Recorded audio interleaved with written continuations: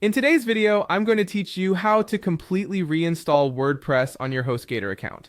If you're ready to start fresh with your website, this guide will walk you through every step of the process. Whether you're troubleshooting an existing site or simply want a clean slate, this approach will get you there. First, we'll need to log into your HostGator cPanel.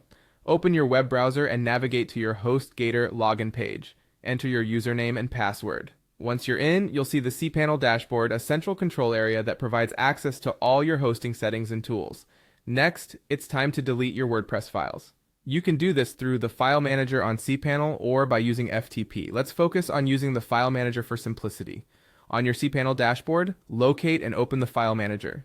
In there, go to the public_HTML directory or wherever your WordPress files are stored. You'll see files and folders like WP admin, WP content, and WP includes, along with other WordPress related files. Select all of these and hit the delete button. This will remove the WordPress files from your server, but don't worry, we're not done yet.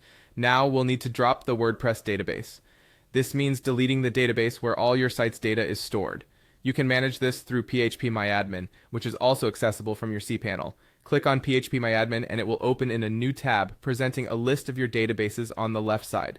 Find the database that corresponds to your WordPress installation. If you're not sure which database it is, you can check your wp-config.php file for the database name. Once you've located it, click on it and then choose the Operations tab.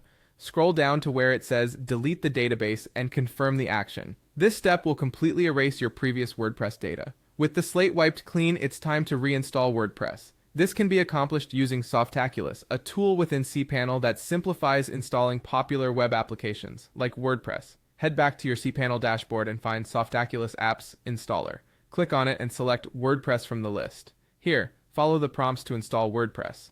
Specify the domain where you wish to install it, set your site name, description, and create a new admin account with secure credentials.